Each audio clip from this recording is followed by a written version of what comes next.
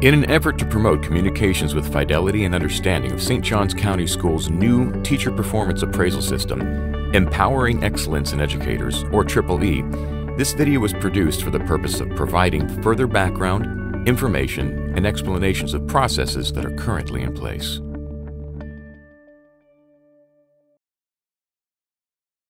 As members of the Race to the Top Committee, which is made up of several teachers, administrators, and district office personnel, we have been involved in discussing and making decisions in order to craft the Marzano model to best meet the needs of instructional personnel in our district.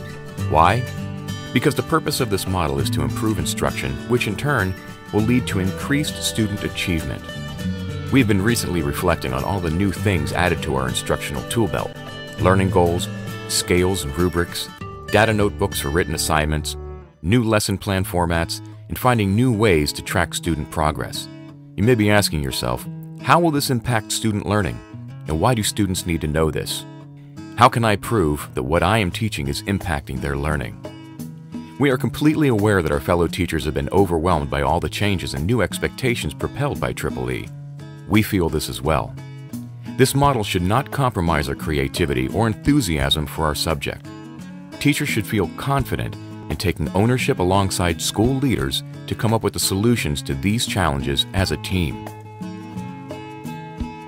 We feel that teachers learn best from fellow teachers because we have established relationships and trust each other.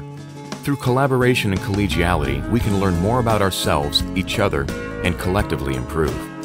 Yes, we anticipate challenges with all the new change as well. We welcome your comments and questions to further assist with our solutions, allowing us to communicate these goals and training in an engaging manner. Our initial advice is to be patient as we adjust to the new evaluation model. Be intentional with your practice, and you and your students will find success. We are hoping that this video will assist you in gaining the understanding you need to apply this system to your daily routine without complication. At the end of this video, we will provide an email address where you can direct any further questions, concerns, or requests for clarification to any part of this presentation. This is where you, the teacher, can help us make a difference. We thank you for your time.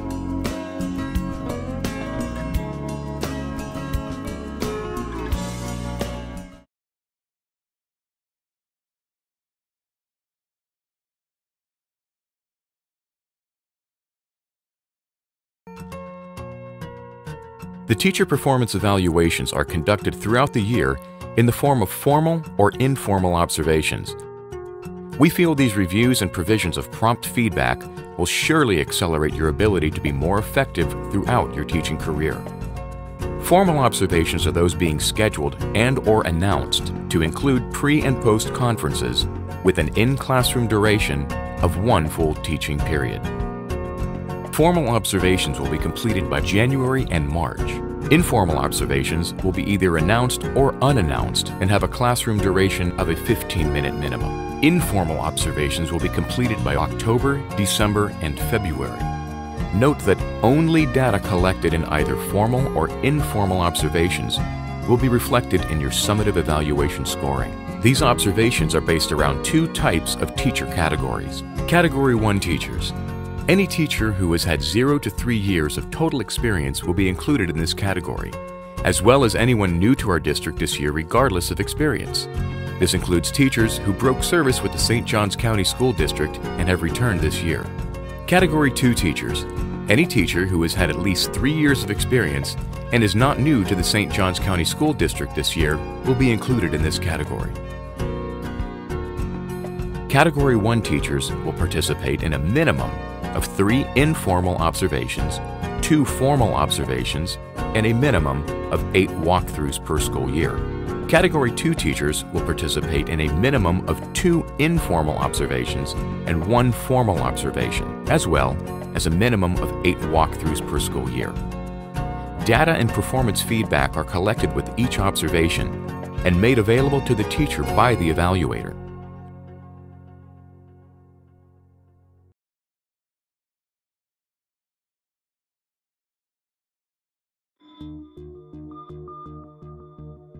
The summative form is used to keep all of your evaluation data conveniently organized. The summative evaluation form has a couple of boxes on it that might be of interest to you. The first box is for your teacher's instructional practice score. This score is directly associated with domains 1, 2, 3, and 4. The score is based on the overall number of tallies for each domain. These tallies are representative of performance level. Level 4 indicates that you are being innovative in your domain-related practice and approach. Level 3 shows that you are confidently applying these subjects to your practice. Level 2 suggests that you are developing a routine of use. Level 1 recommends that you are just beginning to implement these practices into your daily routine. Level 0 represents that you are not using these practices at all. Your tallied score is then adjusted with the percentage of Level 3 and 4 associated scores combined. At the end of the evaluation, this box will reflect the total of your teacher performance score.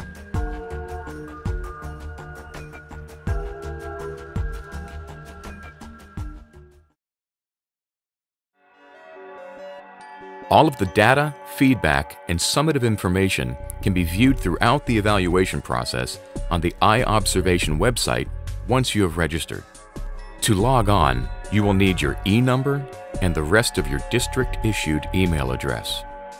If you are new to the site, you will need to establish a password. Once registered and logged in, you will have access to professional development tools, protocol forms and tallies, as well as your ongoing evaluation score. This will enable you to keep track of any new observation tallies that are entered throughout the year. These tallies will be collected over the course of your evaluation and made available for review on your personal iObservation calculation page.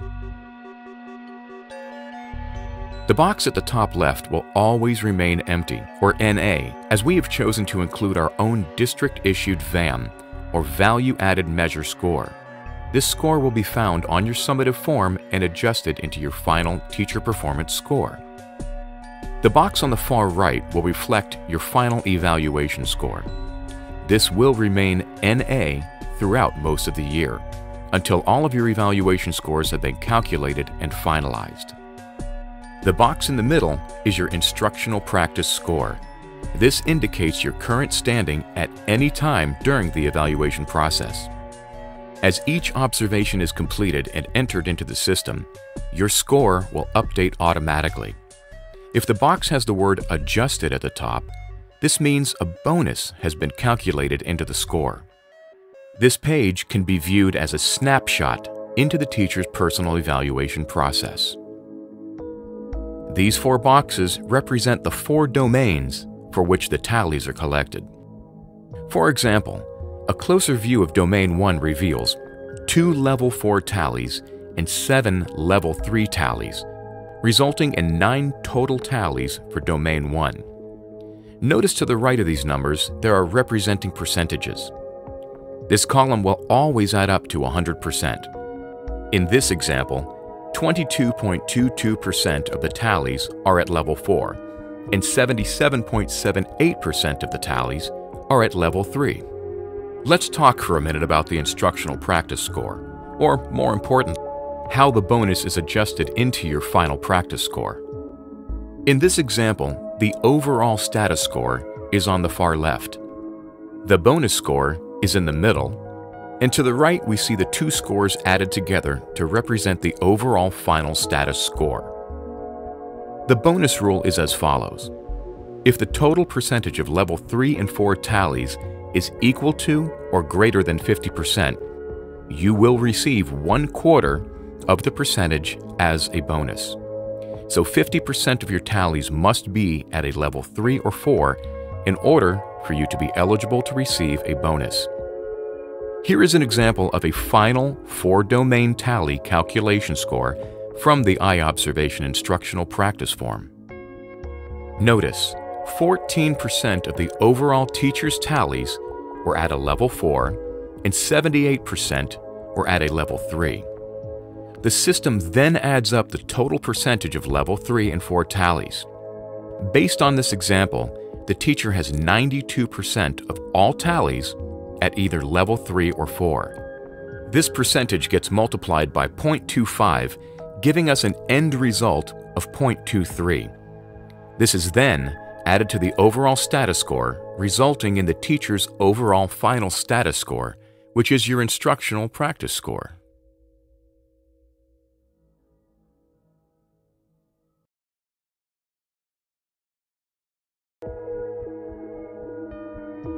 The VAM, or Value Added Measure, is a collection of state-projected learning gains and student growth models.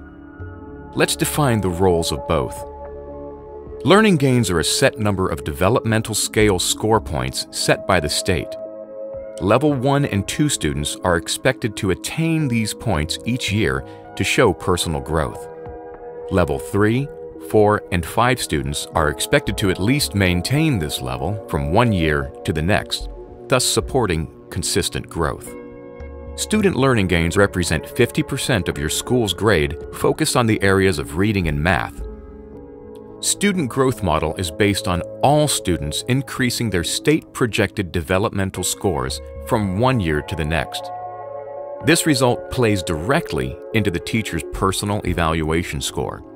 These projected student growth models are based on the student's FCAT scores from the previous year. Simply put, learning gains equals school's grade, student growth equals 50% of the teacher's score. What other factors play into this state projection?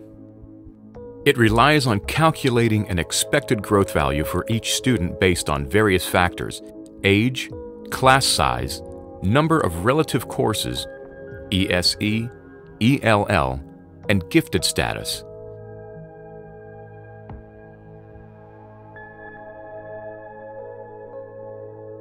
There are some factors that are exempt from the projected model due to state laws and regulations, such as gender, race, and socioeconomic status.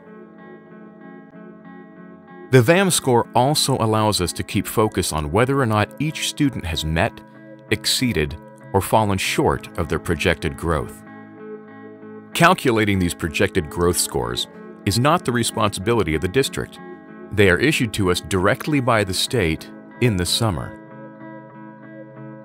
You will receive your personal score at the end of the school year, and the student performance score will be presented upon your return the next fall. Note, the VAM does not rely on proficiency or learning gains. It relies on the expected growth of every single student.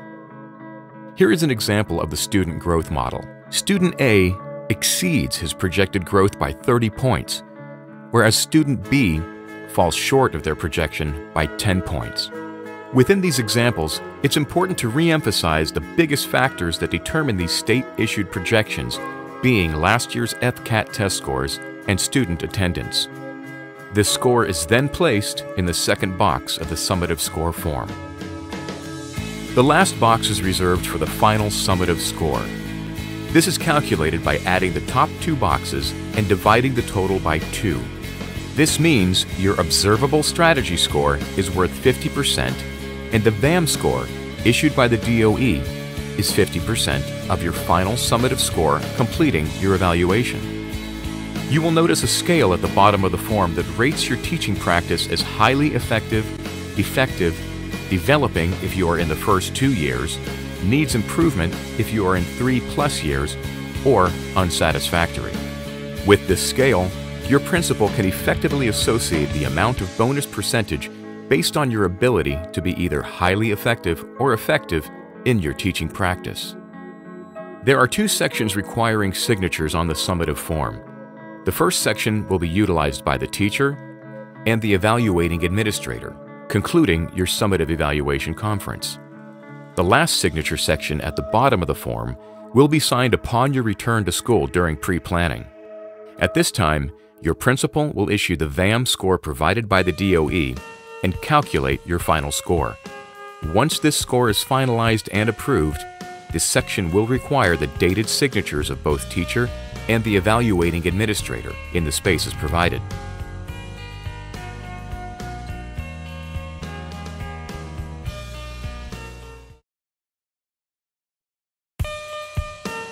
We know there are a lot of questions surrounding this new evaluation system and its implementation into your daily routine.